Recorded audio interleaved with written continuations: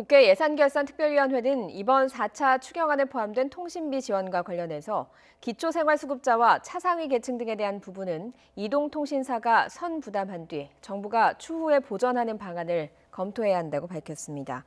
국회 예결특위 추경 검토 보고서를 보면 저소득층은 이미 법에 따라 이동통신사가 자부담으로 통신비를 감면해야 하고 지난해에만 624만 명이 혜택을 받다며 이같이 설명했습니다.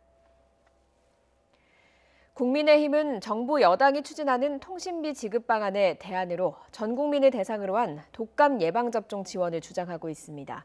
하지만 의료계 전문가들은 실현성이 없는 정책이라는 지적을 하고 있습니다. 송재인 기자입니다. 정부 여당의 전 국민 통신비 2만 원 지급 계획이 큰 논란에 휩싸이자마자 국민의힘은 즉각 그럴듯한 대안을 내놨습니다.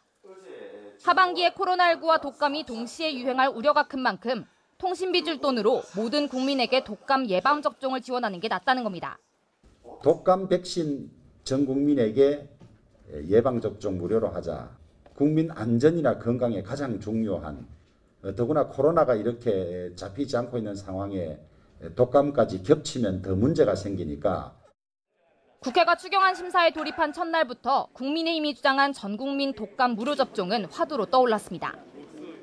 하지만 정부는 실현성이 없는 주장이라며 조목조목 반박하고 나섰습니다. 국민의힘이 지적한 트윈데믹, 즉 코로나19와 독감의 동시 유행 우려를 고려해 이미 무료 백신 물량을 평년보다 많이 확보해뒀고 돈이 있다고 한들 여기서 더 확보할 수 있는 상황이 아니란 겁니다. 이제 독감 백신은 하루하루 이렇게 만드는 것이 아니고 수개월 전에 미리 주문을 받아서 만드는 것입니다. 그렇기 때문에 지금 추가로 더 만들 수는 없습니다. 게다가 민주당은 이미 2달 전 3차 추경을 논의할 때 검토한 정책이지만 그때도 역시 현실성이 없어 진작에 접었다고 밝혔습니다. 국민의힘이 정책 실현 가능성도 따져보지 않고 뒷북 정책을 내놨다는 겁니다. 이미 제가 그 당시에 이 전 국민 독감 백신을 접종시키는 것이 이 코로나19하고 오히려 그 예산 절감이라든가 국민 건강을 예방하는 차원에서 대단히 중요하다고 엄청 강조를 했고요. 그런데 불구하고 제가 그때 이것을 접을 수밖에 없었던 것은 생산량의 문제였습니다. 독감 접종 주장이 점점 설득력을 잃자 국민의힘은 다른 나라에서 백신을 수입하면 될 것 아니냐고 반박했지만 의료계에서는 이마저 어려울 것이라고 지적합니다.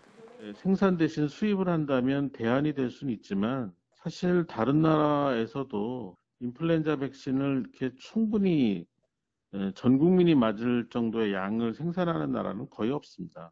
수입도 그렇게 쉬운 상황은 아니라고 보고 있습니다. 독감 백신을 필요한 만큼 이미 확보했고 더 구하고 싶다고 구해지는 것도 아니라는 게 의료계 전문가들의 공통된 의견입니다. 결국 지원 효과가 의심되는 전국민 통신비 지급과 실현성이 떨어지는 전국민 독감 예방접종이 정책 경쟁을 벌이는 꼴이 되고 말았습니다. YTN 송재인입니다.